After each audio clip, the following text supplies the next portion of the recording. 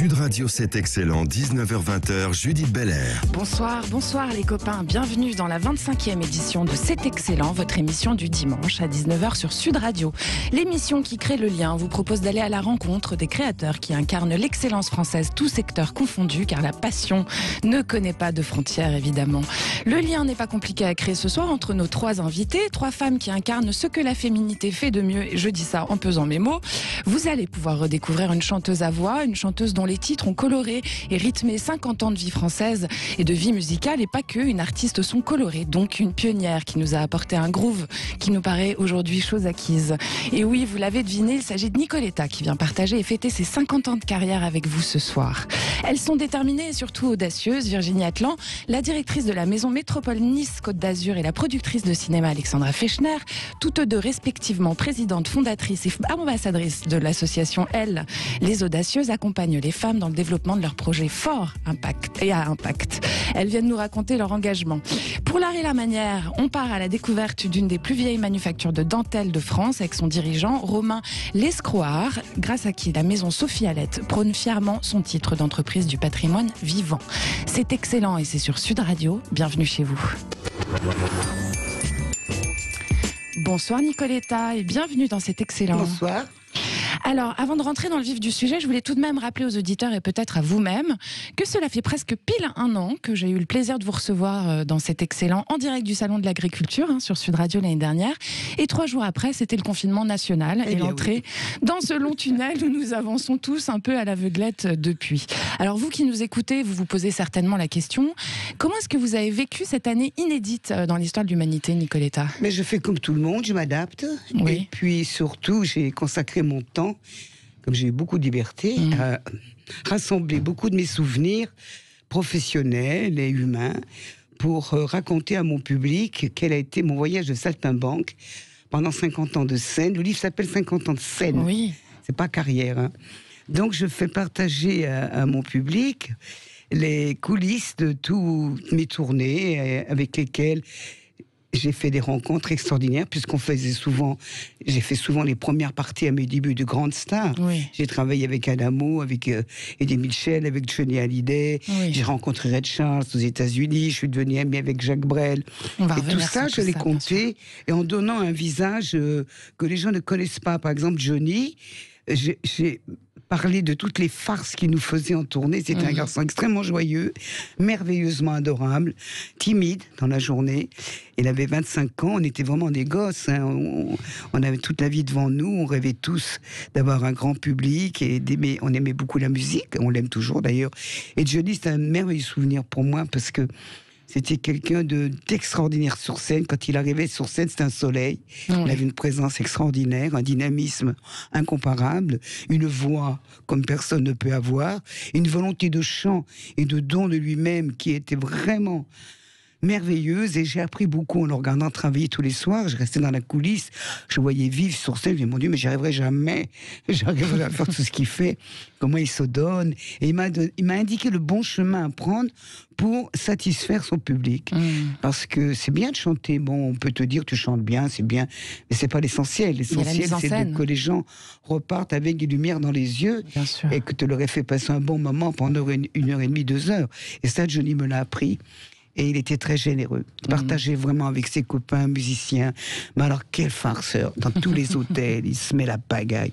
Il changeait toutes les voitures, toutes les chaussures, des VRP de place. Il y avait un pagaille dans les couloirs des pauvres gens. Et à l'époque, c'était des hôtels qui s'appelaient Hôtel de la Gare, Hôtel du Midi, quand tu es dans le Midi, Hôtel de la Poste. Il n'y avait pas les grands hôtels d'aujourd'hui. Oui. Je vous parle des années fin 60.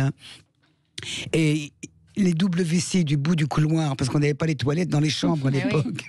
Il les décrochait, il les mettait sur la porte de quelqu'un de la tournée qui ne dormait pas de la nuit. C'était un vrai farceur, effectivement. Il adorait. Et je l'ai écrit dans mon livre, la plus belle farce qu'on ait fait tous les deux. On est rentré un jour à 5h du matin parce qu'il a voulu me faire connaître l'endroit où il avait fait son service militaire. On chante à Colmar, c'était à la frontière allemande. Il me dit, j'ai fait mon service à côté, on passe par les vignes, il y a 40 km. Mon manager va nous emmener à boire un pot. Il y a une boîte de jazz qui est ouverte toute la nuit, le chat machin, le chat qui pêche ou le chat noir, je ne sais plus. Et on rentre là-dedans, personne n'y croyait. Nicoletta, Johnny Hallyday, en pleine nuit, avec un petit bonhomme qui servait de chauffeur. Et on est rentré à 5h du mat. Et il voit le monsieur du standard, il dit, on peut avoir à boire. Ah non, il n'y a rien à boire, mais je veux de l'eau. Bon, on m'a amené de l'eau. Puis il me dit, on va rigoler. Pourquoi? Il me dit, écoute, on va appeler chaque musicien qui va dire qu'il est la petite blonde du premier rang, que tu as vu que tu lui plaisais et que tu vas aller le rejoindre. Tous les musiciens m'ont attendu. Et ils riaient. Ils attendent encore, d'ailleurs. Maintenant, on fait le batteur. Tu vois qui c'est le batteur? C'est toi. Maintenant, on fait... Qu'est-ce qu'on a ri? Le lendemain, l'orchestre, ils n'étaient pas très contents. Ils ont entendu pour rien. Et ça, c'était joli. Et je trouvais que c'était sympa de montrer son côté. Bien sûr, rieur bien et sûr. joyeux, parce qu'à l'époque, il était vraiment très, très blagueur. Et c'est un beau souvenir.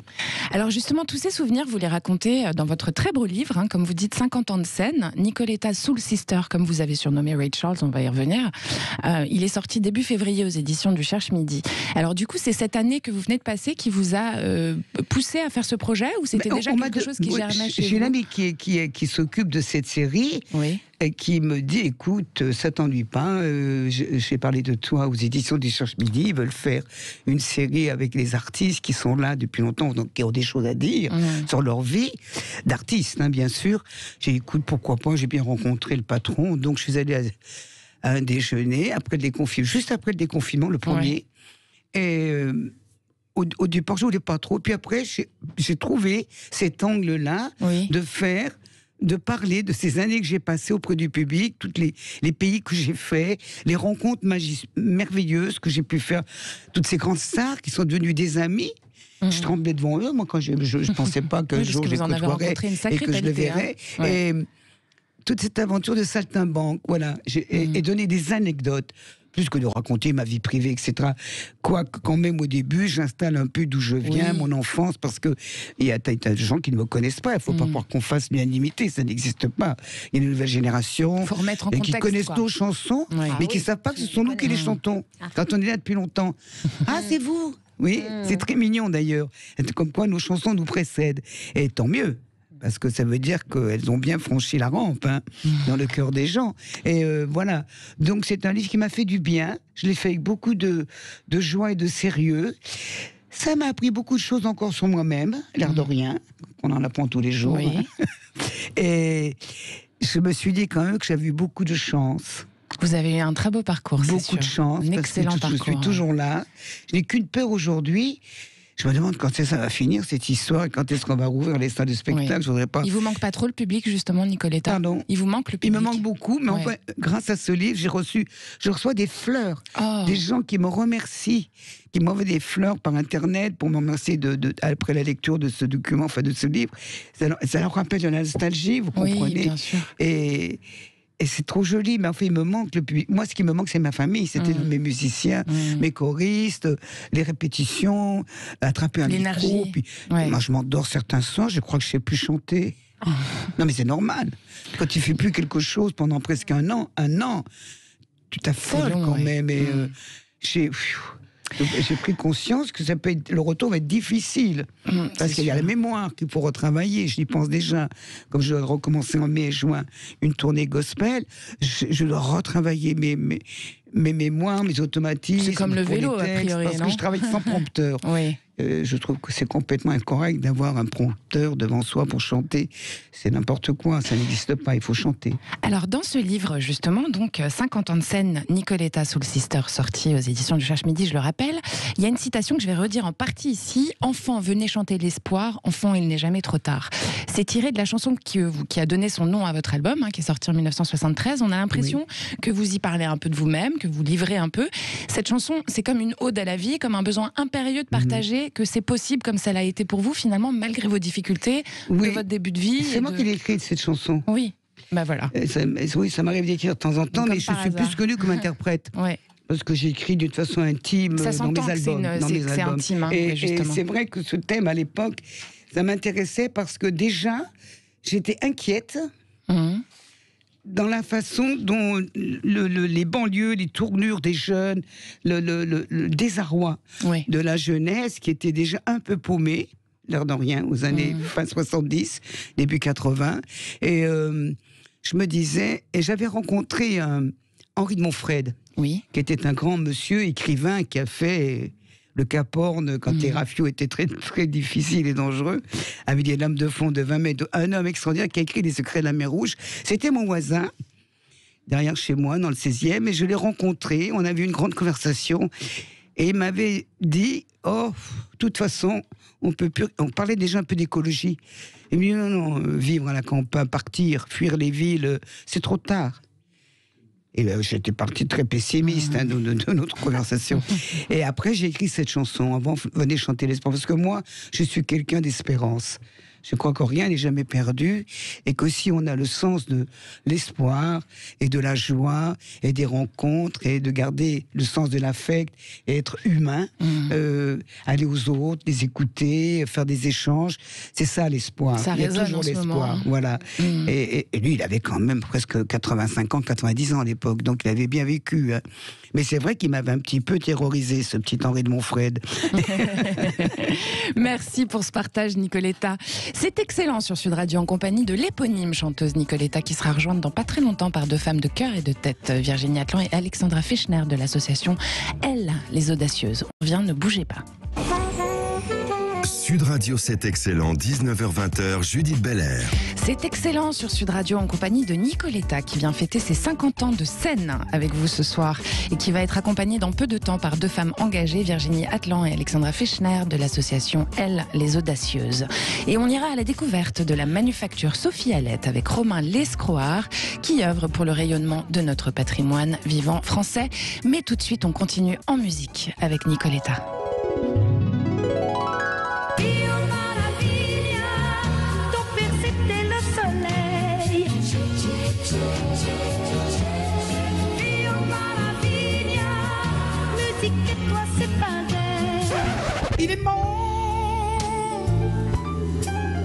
Il est mort le soleil, et je suis le seul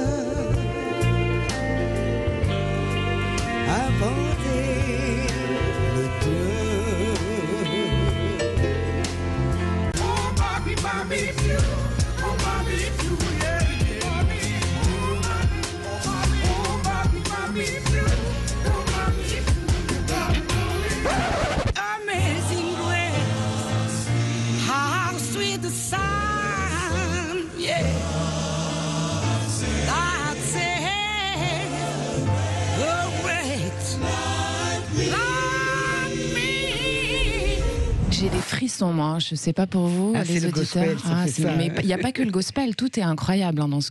Tout est incroyable. Moi, c'est vraiment quand j'écoute votre musique, il y a une émotion qu'on trouve assez rarement, je trouve, finalement, quand même. Je tenais à vous le dire.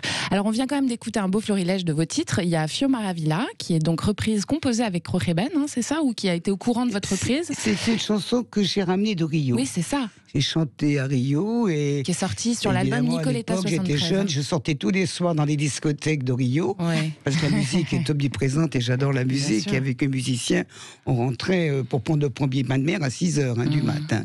Alors, c'était génial. Et c'était un endroit, ce pays est fou. Ils n'ont pas beaucoup d'argent, mais ils ont toujours le sourire, le soleil dans les yeux. Ils sont heureux de moindres petites choses qui leur arrivent. Et George Ben, il passait dans un club où on allait tous les soirs, le Flag, et il me dit un jour, sietate, cafezinho, Nicolietta, on m'appelle Nicolietta. C'est très joli d'ailleurs, je trouve. Nicolietta. Et il me dit, j'ai composé une chanson, je veux que tu l'écoutes. Et j'écoute, c'était l'histoire d'un footballeur qui s'appelait Fio Maravilla. C'était le nom de ce jeune footballeur qui est décédé depuis. Et qui était dans l'équipe Flamengo. Et il y a 6 équipes importantes de football à Rio. Et George Ben, ce compositeur très carioca, très connu, très populaire, était supporter de Flamengo.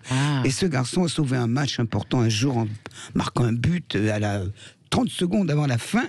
Et ils ont gagné. Il en a fait une ode.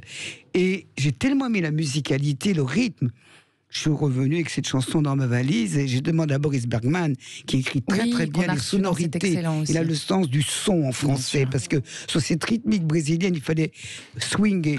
Et Boris m'a fait cette chanson en prenant une symbolique, Filho Maravilha, fils de merveille. On a parlé symboliquement du Brésil, comme si c'était une entité, un enfant, etc. Voilà. Ouais. Alors, on a entendu aussi dans ce florilège, Il est mort le soleil, qui est une merveille, qui est votre chanson préférée, je crois, vous l'avez écrit dans le livre.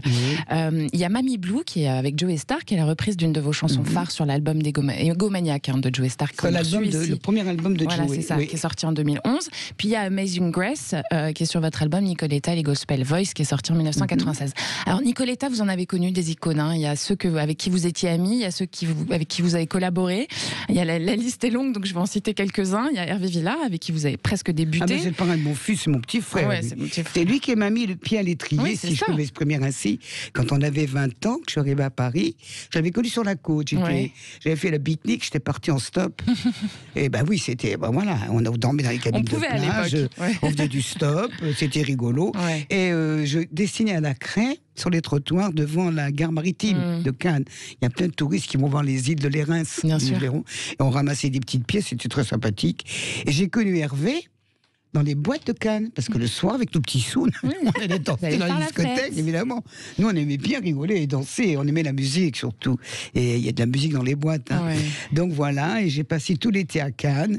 Et quand je suis monté à Paris, ben évidemment, j'ai retrouvé Hervé, qui a été formidable, qui m'a hébergé. Il y avait un petit appartement que tu prêtes à un copain.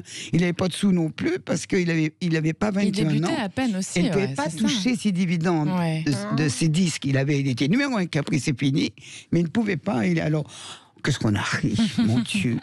On allait le matin, on rentrait à 5h du mat, par le premier métro, je travaillais la nuit, moi, dans une boîte rue des Chaudets, je mettais les disques, et on allait chez le laitier, on achetait un litre de lait, et puis on le payait, puis le monsieur, au bout d'un moment, il nous dit, et avec ça, un petit camembert bien fait, il y en a toujours qui parlaient avec lui, puis l'autre volait le camembert. Oui, parce qu'on n'avait pas assez d'argent. Mais c'est des beaux souvenirs, c'est la bohème.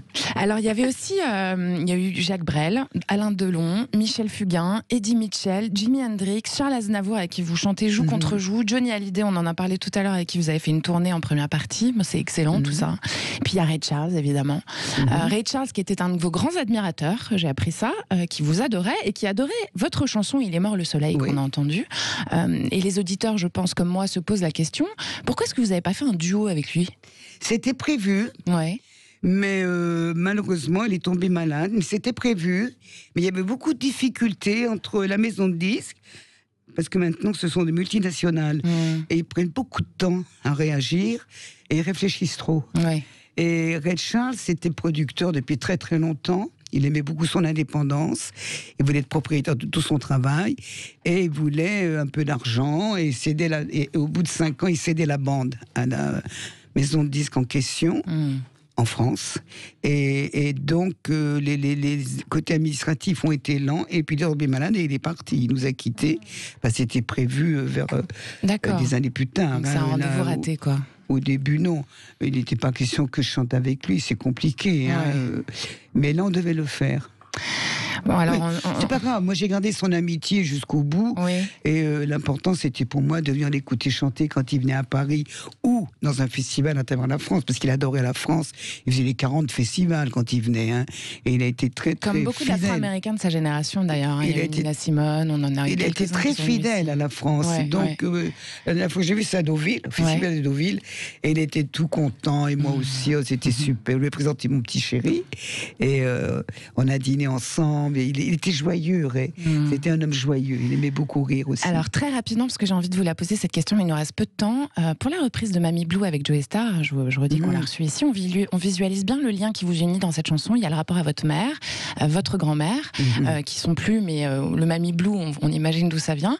Et puis pour lui, il y a cette mère qui lui a été cachée par son père, qu'il a cru morte pendant des années. Est-ce que c'était conscient chez vous, ce lien émotionnel? Est-ce que vous pensez que c'est pour ça, ou alors vous y êtes retrouvé par hasard, mais finalement c'était évident? C'est le soir de l'enterrement de Tiki Oldago, qui était un garçon comédien, vous vous souvenez de Tiki, de petit Tiki, qui était ami avec Joey. Moi j'avais rencontré Joey Starr une ou deux fois, pour l'inauguration de gros magasins de disques, pour quelques manifestations. Elle a toujours été charmante avec moi. Mais Mamie Blue, en réalité, dans la chanson, je ne parle pas de ma grand-mère, je parle de ma mère. Oui, c'est ça. Je dis oh ma mère, d'ailleurs, dans le texte des couplets. Mais cette appellation Mamie Blue est très à l'anglaise. C'est une appellation affective des Américains et des Anglais pour dire maman, mamie. Et donc, il y a eu, comme les Français sont très attachés à leur grand-mère, faut quand même pas l'oublier, c'était devenu la petite chanson, la première chanson des enfants de 3-4 ans pour la chanter à leur mamie. Alors, si en plus, elles ont les yeux bleus, c'est combien de jeunes gens à 20 ans m'ont dit c'est ma première chanson, on me l'a prise, faut que ma mamie l'écoute. Vous comprenez, ma grand-mère, elle a les yeux bleus. Merci, Nicoletta. Mais c'est vrai que moi, on m'a donné cette chanson... après la mort de ma maman, dont j'ai appris le départ par un télégramme, ce qui a été très douloureux, parce que j'étais pas là quand elle est partie, et là, quand on a même pas 20 ans, j'avais 19 ans, on se sent très coupable, on a plein de sentiments de culpabilité de ne pas avoir fait l'essentiel, et j'ai eu un très très gros choc, vraiment le plus gros choc de ma vie. J'ai voulu la rejoindre, j'ai fait une tentative de suicide, j'ai fait 8 jours de coma, 1 mois d'hôpital, et ben voilà, et la chanson c'était pas mon jour. Et j'en suis sortie grandie parce que 1 mois d'hôpital toute seule, mes copains ne savaient pas où j'étais. Eh bien, je peux vous dire qu'on a le temps de réfléchir et de savoir ce qu'on va faire de sa peau. Donc, ça m'a donné quelque part. Il a fallu que je touche le fond pour que je renaisse et que je décide de me prendre par la main et de faire quelque chose de sympathique de ma petite vie. Merci Nicoletta. Merci d'écouter Sud Radio en compagnie de Nicoletta. On part à la découverte de la manufacture Sophie Hallette avec son dirigeant Romain Lescroart. Sud Radio, c'est excellent, l'art et la manière. Bonsoir Romain Lescroart et bienvenue dans cet excellent sur Sud Radio. Bonsoir, merci de m'accueillir. Alors Romain, vous êtes à la tête de la manufacture Sophie Hallette, une maison vieille de 130 ans et qui produit des dentelles et des tulles incomparables. Qu'est-ce qui fait leur spécificité ? Mais écoutez, on produit des tulles effectivement et des dentelles sur une base de savoir-faire qui remonte au 19e siècle. Donc on se joue un peu du temps qui passe pour remonter à la révolution industrielle. À l'époque, les ingénieurs avaient trouvé le moyen de mécaniser le geste de la main, puisque la dentelle était faite à la main. Ça prenait un temps absolument considérable. D'ailleurs, ça existe toujours encore, bien sûr. Mais on ne peut pas faire des séries importantes. Et pour autant, ils ont gardé le même nouage, le même chalet-trame de cette dentelle très artisanale à la main. Et donc, ça reste la dentelle la plus précieuse, la plus belle dans le monde. Et elle est aimée par toutes les grandes maisons de couture, de la mode, mais aussi de la lingerie. Alors justement, vous avez collaboré avec les grands noms, même à l'époque, de la couture et de la mode, comme Christian Dior en personne et Jeanne Lanvin. Mis à part votre savoir-faire inégalé, est-ce que ce sont ces collaborations, pensez-vous, qui ont fait votre réputation ? C'est une histoire longue qui fait la réputation d'une maison. Je pense que c'est l'accumulation de peut-être effectivement d'événements heureux. Oui. On ne peut pas citer tous les tapis rouges, Marilyn Monroe. Oui, en 1953, Marilyn Monroe. Voilà, déjà à l'époque. Voilà, donc il y a effectivement Kate Middleton plus récemment en 2011. Lors de son mariage, c'est ça, la princesse Kate Middleton. C'est ça. Qui avait une robe Alexander McQueen avec de la dentelle maison Hallette, je tiens à le dire quand même. C'est ça. Vous avez une petite anecdote rapidement sur ce mariage justement à nous raconter ? Ah bah oui, moi je revenais d'Italie, j'atterrissais à l'aéroport et j'avais ma boîte messagerie qui était complètement saturée puisque le mariage avait eu lieu dans la matinée. Et effectivement, on ne savait pas, parce que tous ces secrets sont bien gardés, bien entendu, on ne savait pas que c'était notre dentelle qui allait être sur la robe. Et donc, ça a été une immense joie de découvrir ça a posteriori, finalement, pour moi, puisque j'étais dans les airs au moment où elle a révélé sa robe en sortant de sa voiture. D'accord. Merci pour tout ça, Romain Lescroart. Je rappelle pour nos auditeurs qu'on peut retrouver vos créations et toutes vos belles choses sur votre tout nouveau site de vente en ligne, Sophie Hallette. Donc, c'est le Sophie Hallette Store qui est à store.sophiehallette avec un H2L2TE.com. C'est ça ? C'est bien ça, absolument. Il y a votre site internet aussi, tout simplement www.sophiehallette.com. Voilà, on est présent sur les réseaux sociaux également un petit peu, mais effectivement. D'accord. Et pour les férus de belles dentelles et de savoir-faire à l'ancienne, n'hésitez pas. Merci Romain Lescroart, prenez soin de vous. Merci à vous. Merci beaucoup. C'est excellent sur Sud Radio avec l'icône de la chanson française Nicoletta qui va être rejointe vraiment dans pas longtemps par Virginie Atlan et Alexandra Fechner de l'association Elle les Audacieuses. À tout de suite. Sud Radio, c'est excellent. 19h-20h, Judith Belair. Merci d'écouter Sud Radio. C'est la seconde partie de votre émission, C'est excellent, ou l'endroit de partage de ceux qui dévouent leur vie à l'excellence. On a débuté avec la chanteuse à la voix reconnaissable entre toutes, j'ai nommé Nicoletta, et on continue l'échange avec elle et Virginie Atlan, la directrice de la maison Métropole Nice Côte d'Azur, et la productrice de cinéma Alexandra Fechner, toutes deux respectivement présidente, fondatrice et ambassadrice de l'association Elles les Audacieuses. Bonsoir à toutes les deux et bienvenue sur Sud Radio. Bonsoir. Alors Virginie Atlan, je vais commencer par vous puisque vous avez fondé cette association, Elles les Audacieuses, qui est, je vous cite, un réseau d'influence de femmes issues exclusivement de la société civile. Il a pour vocation de faire émerger et de soutenir des initiatives positives. Est-ce que cette volonté que vous avez eue partait du constat que les femmes ont plus besoin d'aide que les hommes finalement, les femmes? Elles n'ont pas besoin de plus d'aide, mais par contre elles sont plutôt péchues pour aller aider les autres. D'accord, elles sont plus impliquées, c'est ça? Plus impliquées, plus volontaires aussi, plus généreuses, je pense, en tout cas dans la solidarité. Et quand j'ai lancé cet appel via les réseaux LinkedIn et les réseaux économiques, qui étaient ceux que vous maîtrisiez, que je maîtrisais, que j'utilisais, immédiatement les femmes ont répondu présent et avec des CSP plutôt intéressantes, avec des métiers de vraies expertises à partager avec les citoyens au cœur des territoires. Et notre volonté étant évidemment d'aller surtout de sortir de Paris. Paris n'est pas la France, et d'aller plutôt en province, de créer un maillage territorial, ce qu'on a réussi à faire grâce aux ambassadrices nationales, dont Alexandra Fechner fait partie. Mais on a vraiment de très belles personnalités. On a Cécile de Minibus, qu'on connaît bien sur Sud Radio. Voilà, exactement. On l'embrasse si elle nous écoute. On les embrasse toutes, parce qu'il y a Linda Hardy, il y a Luana Belmondo, il y a Vanessa Demouy, il y a Daniel Evenou. On a vraiment des personnalités formidables, connues, aimées des Français.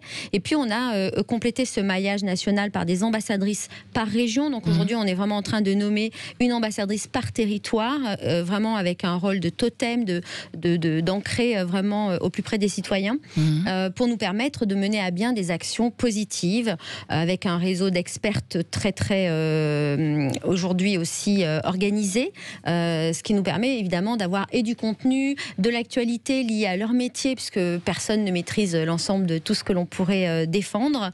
Voilà, donc notre rôle à nous, il est d'être des facilitatrices, des mises en relation. On ouvre nos réseaux, on a plutôt pas mal réussi chacune dans nos expertises et nos métiers.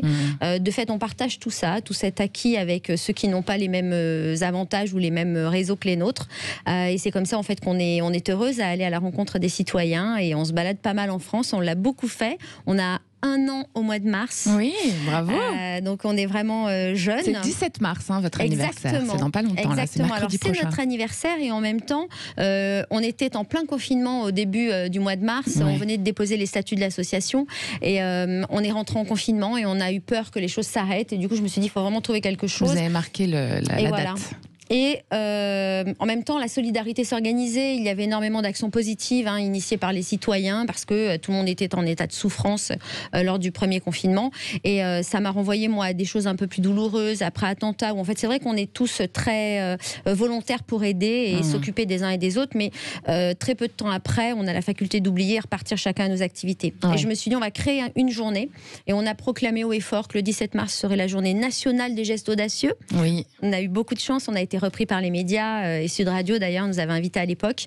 Et depuis, on reçoit des tas de démarches solidaires. Un geste audacieux, c'est une démarche éthique et responsable d'intérêt collectif. Peu importe le collectif, ça peut être dans un environnement familial, professionnel, comme de plus grande envergure. Et on a donc le 17 mars notre première cérémonie des gestes audacieux. Toutes les régions ont concouru de France. Celle qui se démarque, c'est la région Sud, parce que cette région a subi le Covid comme toutes les autres, mais qu'en plus il y a eu une tempête Alex 06 avec des communes qui ont été complètement dévastées. Bien sûr. Et puis il y a eu un attentat dans une église également dans ce territoire. Bref, beaucoup de moments difficiles qui ont engendré un élan solidaire très particulier, qui fait que c'est cette région qui gagne cette année. Donc nous serons à Nice le 17 mars avec Alexandra Fechner, avec Cécile de Minibus. Nous aurons à nos côtés également 4 de nos mécènes, dont Ceinturi 21. Laurent Vimont, qui est aussi partenaire de cette émission. Exactement, on est ravis. On aura NJ Fondation, NL International, on a également qui j'oublie vite, aide-moi Alexandra, on a Marc Albio, et on a à nos côtés Philippe Spanghero aussi, qui connaît bien Sud Radio. Voilà, pour remettre les trophées. Et puis 2 secrétaires d'État, Bérangère Abba et Sarah Alagri qui nous suit, qui nous soutient depuis le départ, puisque évidemment en étant en charge de l'engagement, on va mettre à l'honneur cette jeunesse qui s'est mobilisée pour venir en renfort et accompagner ceux qui en avaient le plus besoin. Virginie Atlan, vous êtes vous-même à un poste de dirigeante clé pour la dynamisation du sud de la France, puisque vous êtes directrice de la maison Métropole Nice-Côte d'Azur, qui est un réseau d'échange en fait, entre les leaders d'opinion. Et vous, Alexandra Fechner, vous êtes productrice de cinéma, un métier qui est inexistant sans réseau qualifié, on le sait bien. Et la question que vous vous posez tous, certainement, est-ce que ça passe nécessairement par un réseau aujourd'hui ? Est-ce que sans réseau, on n'est rien finalement, Alexandra Fechner ? Je ne sais pas si sans réseau on n'est rien, mais en tout cas il faut se le créer assez rapidement. Ça c'est une certitude. Donc il faut avoir l'intelligence de pouvoir se le créer, essayer d'essayer de faire partie d'un groupe, d'une famille, j'ai presque envie de dire, une famille de cœur qu'on se crée assez rapidement dans le milieu artistique. Bien sûr. Je crois que ça marche encore toujours un petit peu comme ça, encore heureux. Donc c'est vrai que nous, au sein de l'association, on facilite aussi beaucoup. C'est pour ça qu'on est là. Donner l'accès à un réseau pour certaines qu'elles n'ont pas forcément. Mais bien sûr, d'abord, et puis le réseau législatif pour aider, parce que c'est quand même là que les choses changent. Oui. Et puis, on est là pour s'entraider, s'aider. Depuis hier, par exemple, on soutient une action qu'a menée Linda Hardy pour soutenir une famille sur Instagram, en Auvergne, sur Instagram. Il faut suivre dans les stories de Linda Hardy ou de Elle les Audacieuses. On soutient une famille, un petit enfant de 13 ans qui s'appelle Raoul et qui a besoin d'un fauteuil électrique.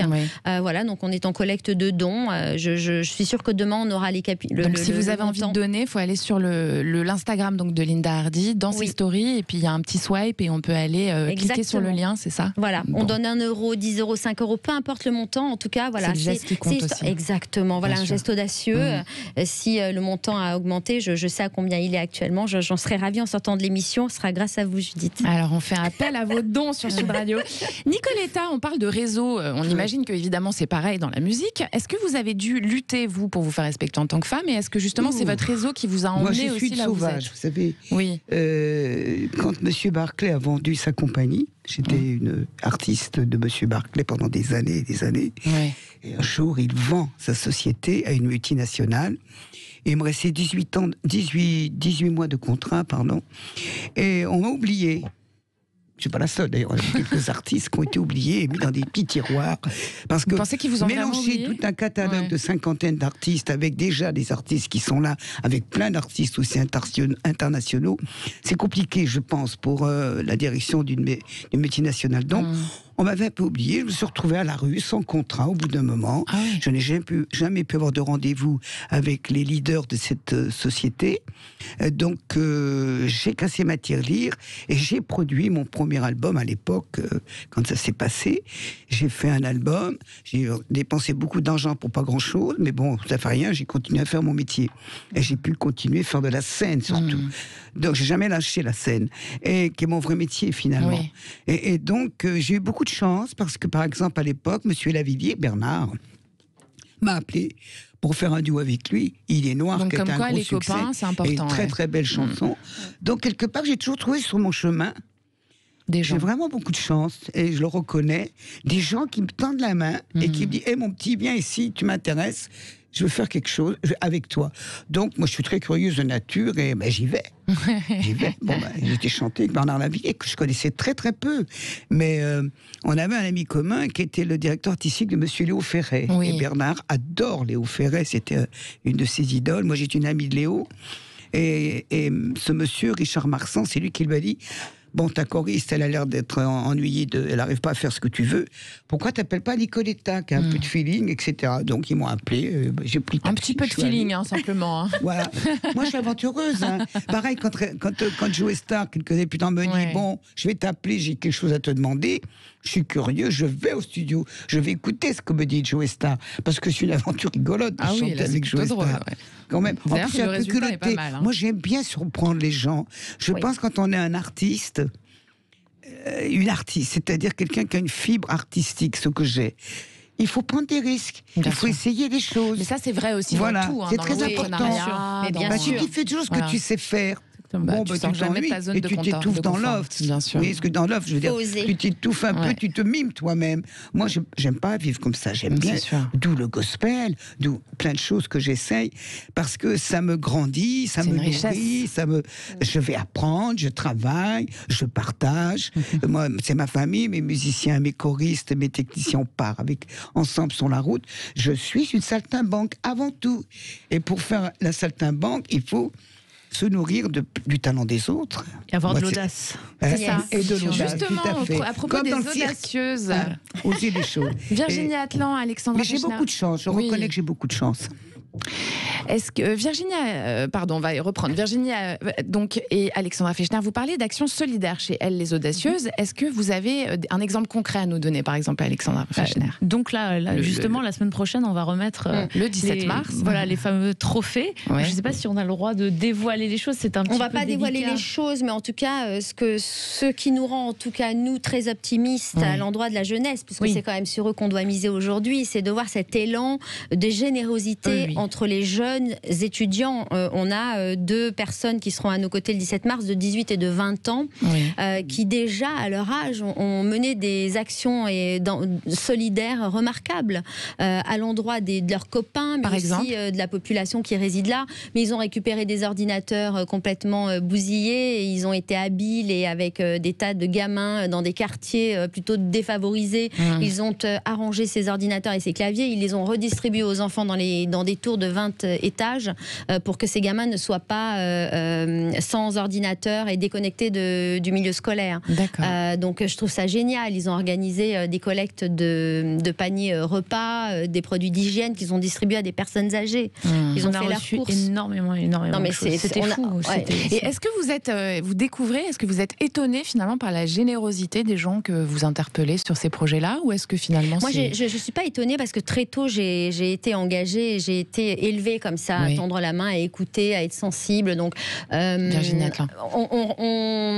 On attire aussi des gens comme nous, et c'est vrai que dans l'association Elle les Audacieuses, aucune de nous n'est scotchée. Enfin, on n'est jamais blasé, mais on est agréablement surprise de voir que ça se perpétue. C'est ça surtout qui compte. La transmission, c'est important. Très important. La transmission, cette générosité comme ça, le fait d'écouter, de tendre la main, d'être curieux. C'est de l'audace, et au-delà de ça, c'est aussi l'ambition de vouloir être comme ça. Parce que l'audace, c'est bien, mais transformer, j'ai envie de dire un peu, laisser dans l'action, c'est aussi une certaine volonté qu'il faut mettre à l'ouvrage. Et quand on est plusieurs, ça matche mieux. Et ce qui est important, c'est de mettre en lumière aussi ces initiatives. Oui, puisque ça donnera comme ça envie à d'autres aussi. Et c'est un cercle très vertueux. Nicoletta, vous êtes audacieuse ? Oui, la preuve. Je crois qu'on peut dire oui. Moi, il y a peut-être une nouvelle ambassadrice. Il y a 25 ans, je décide de faire du gospel. Ce n'est pas ma culture. Je suis un peu gonflée quand même. J'ai travaillé, j'ai appris l'histoire du gospel. Parce que quand on prend une culture qui n'est pas la sienne, évidemment, il faut être juste. Il ne faut pas dire des imbécilités. Il faut faire très attention. Parce que tu représentes la culture d'un peuple qui n'est pas le tien, quoi. Donc, il faut adhérer, il faut comprendre, il faut être justement la sister dont je parle. C'est ça. Et il faut être la frangine, quoi. Comme disait Ray Charles. Et j'ai travaillé 8 heures par jour. Nicoletta. Parce que le gospel n'est pas un art facile, vocalement. Parce qu'il y a des sauts on passe d'un octave à un autre. On travaille, tout d'un coup, il y a une espèce de break. Paf, et on rattrape la mélodie dans l'altération du temps. C'est suspendu quand même, faut pas se planter. Et c'est en américain, donc il a fait que je travaille mon anglais. L'américain n'est pas l'anglais, ça n'a rien à voir. Les Noirs américains chantent en slang. Ils ont un dialogue à eux, un dialecte. Et j'ai eu beaucoup de chance parce qu'un ami m'a conseillé, qui n'est plus là aujourd'hui, Monsieur Grenier, il s'appelait Jean-Marie Grenier, qui était le patron de l'Académie de musique en France, m'a conseillé un livre de Marguerite Yourcenar, et qui a fait une thèse aux États-Unis quand elle avait 25 ans, la jeune Marguerite. Elle a quand même fini à l'Académie française. Hein. Et justement, sa thèse, c'était d'expliquer le gospel et de les traduire. Et ça m'a beaucoup aidé. Et j'ai commandé son livre à Saint-Germain-des-Prés, à la grande librairie à côté du Flore, et ils me l'ont commandé. J'ai pu vraiment m'imprégner de ce qu'avait écrit Marguerite, parce que quand tu fais une thèse, on l'édite. Et merci Marguerite, elle m'a bien aidé. Merci Nicoletta, merci à toutes. Ne bougez pas surtout, merci d'avoir choisi cet excellent sur Sud Radio en compagnie de Nicoletta, Virginie Atlan et Alexandra Fechner de l'association Elle les Audacieuses. On vous retrouve tout de suite. Sud Radio, c'est excellent, 19h-20h, Judith Belair. Vous êtes bien sur Sud Radio et nous aussi, en compagnie de la voix reconnaissable entre toutes, Nicoletta, et de Virginie Atlan et Alexandra Fechner, à la tête de l'association Elle, les Audacieuses. Alors, si je ne m'abuse, vous l'avez dit hors antenne, toutes les deux, je dis un petit secret que j'ai entendu. Alexandra Fechner et Nicoletta, vous vous connaissez toutes les deux. Oui, je connais Alexandra, jeune fille. C'est ça. Et j'ai appris qu'elle était chanteuse. Et très personnelle, elle ne le dit pas, mais elle a une voix ravissante. Ah. Voilà, Alexandra a une voix de soprano, c'est ça? Tu étais soprano? Mezzo-soprane. Oui, mezzo-soprano. C'est ça que j'ai fait des études de chant lyrique, moi. Une voix merveilleuse. J'étais amie avec ses parents. Oui. Et voilà, et j'ai chanté près du château de sa famille, dans le Bordelais. Donc vous l'avez vue toute petite? Elle était aux 18 ans, non? Oui, j'étais plus petite. C'est pas très grand, 18 ans. Elle était ravissante, elle est toujours aussi ravissante. Et vraiment, quelle voix, quelle belle voix. On n'entendra pas ce soir, alors. Et là, je suis tombée pour reprendre le métier de son cher papa, qui était un homme merveilleux, qui a produit des sacrés films quand même. Exactement. Je souffrais d'une timidité qui était très handicapante. Grand monsieur du cinéma qui a produit La Reine Margot. Non, celui-ci, non. Il a produit avec Camille Claudel. Et voilà, j'ai confondu. Moi aussi, je commence à être azimut. Mais c'est ça, je savais qu'il avait produit un Adjani. Et qui est très beau, Camille Claudel, c'est magnifique. Et je l'ai connu, on s'est connus, on avait 20 ans, je débutais lui aussi. Sûr. Il était le manager des Charlots. Voilà. J'ai connu Paul Naref, moi. Paul Naref, des Charlots, tout ça. En tournée dans le Médoc, donc elle est passée à la maison. C'est super.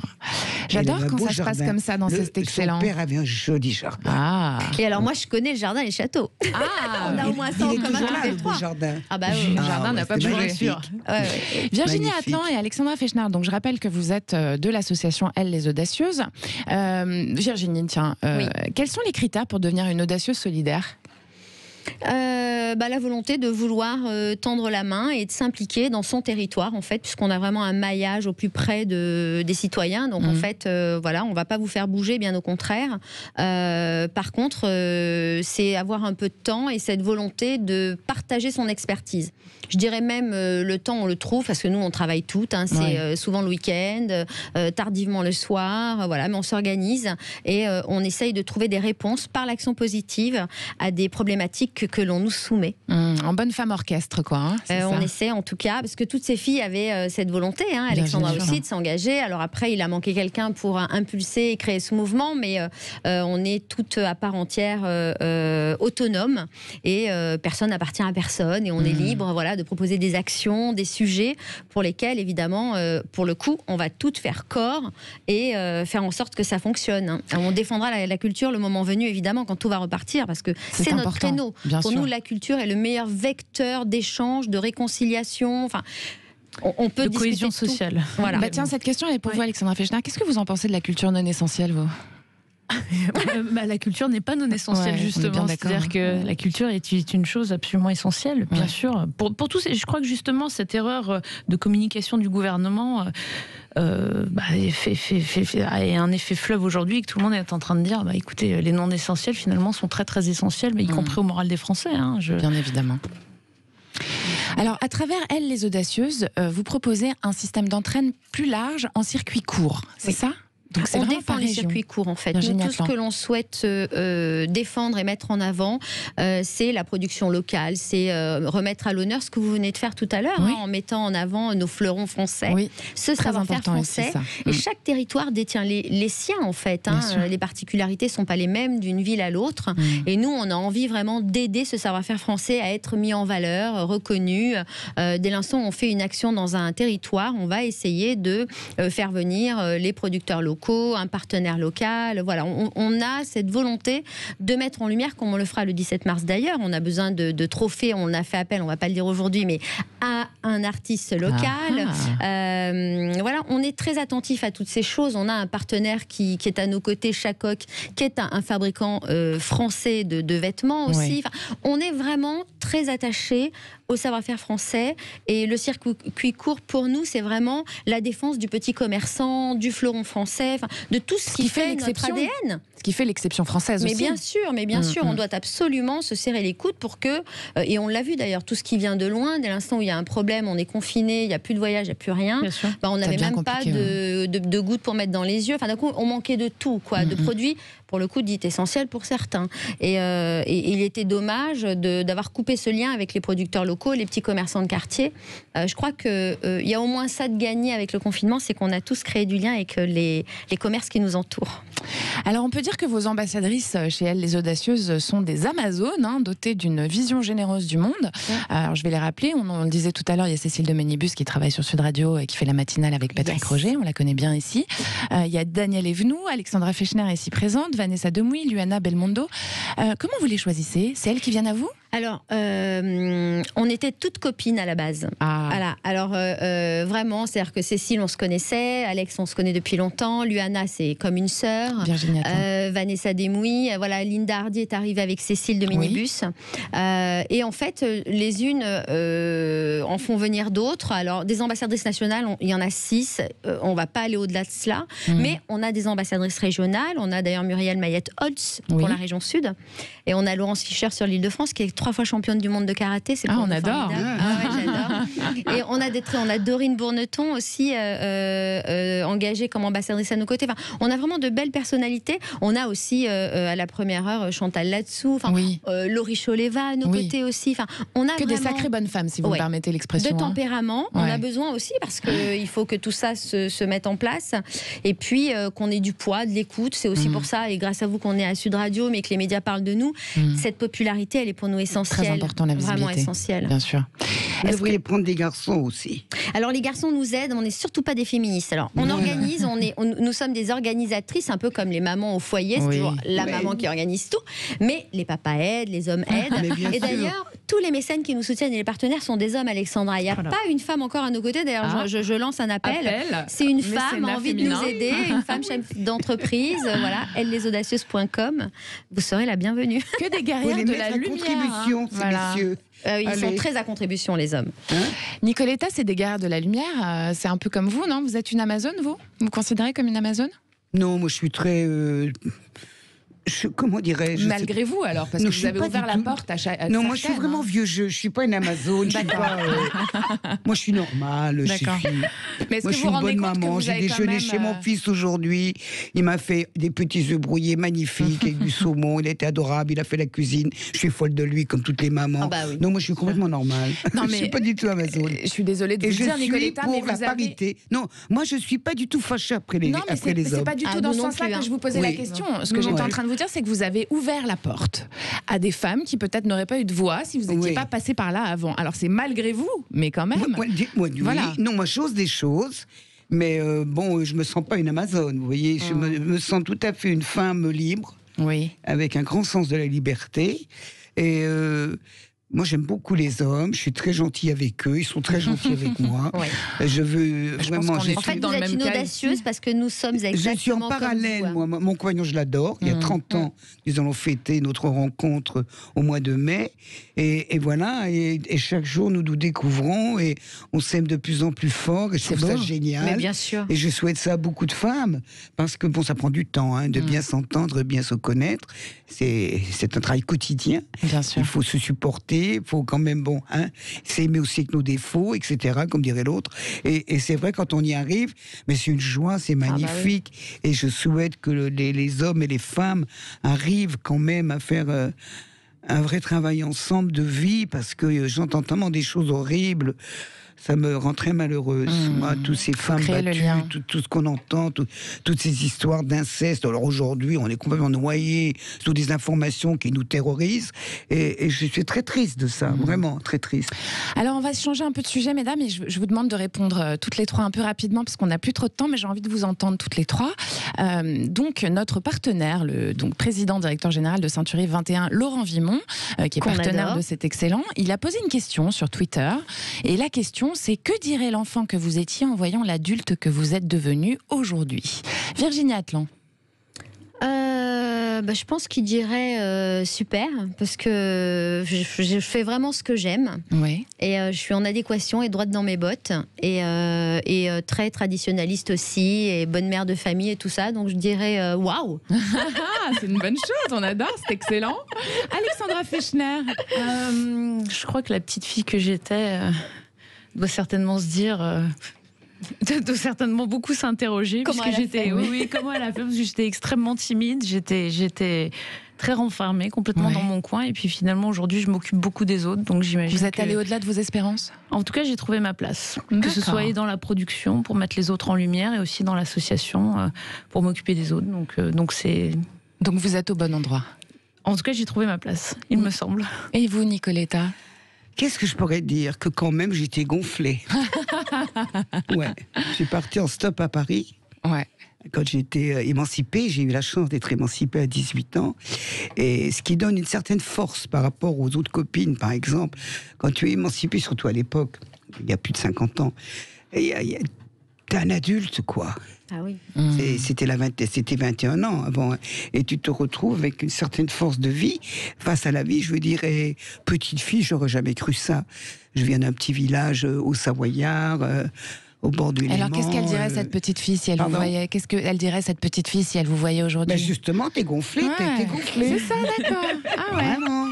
Est-ce que vous rêviez chanteuse? On a fait des choses, comment t'as fait? Voilà. Bon, on fait aussi des choses grâce aux rencontres. Faut pas la magie d'un on fait rien tout seul. Et j'ai eu cette chance-là de rencontrer beaucoup de gens sur ma route qui ont été merveilleux avec moi. Vous ne seriez pas imaginée chanteuse? Vous aviez envie de chanter, mais vous vous projetiez pas? Ah non, pas du tout. Non, je ne suis pas du tout... j'ai pas grandi dans cette idée. D'accord. Je ne suis pas venue à Paris pour être chanteuse. Moi, mon rêve, c'était de dessiner des robes. Ah. J'étais à l'école des textiles pendant 1 an à Lyon. Et j'ai pris des cours en auditeur libre 1 fois par semaine en académie pour l'étude du nœud. Je voulais faire des modèles, moi. Moi, j'aimais les tissus, j'aimais les paillettes, j'aimais les jolies choses. Voilà. Je voulais habiller les grandes poupées. Oui. Je voulais habiller les grandes poupées. Et je suis montée à Paris pour faire du dessin. Ben voilà, non. Mon destin était contrarié. Et d'ailleurs, merci au destin de nous avoir offert Nicoletta, je tiens à le dire quand même, parce que c'est vraiment très très beau ce que vous faites. Moi, j'ai tout réécouté en préparant cette émission. Oui. C'est excellent. Voilà. Merci beaucoup. Merci à toutes les trois pour votre venue dans les studios de Sud Radio. Et bravo pour ce que vous faites toutes les deux. Mais Daniel, pardon, il faut venir avec nous, Nicoletta. Moi, quand vous voulez, je vais laisser mes coordonnées. On a gagné nos avec plaisir, avec plaisir. C'est bien quand ça se passe comme ça. Je rappelle pour tous qu'on peut retrouver le dernier livre, Nicoletta, 50 ans de scène, Soul Sister, aux éditions du Cherche Midi en librairie actuellement.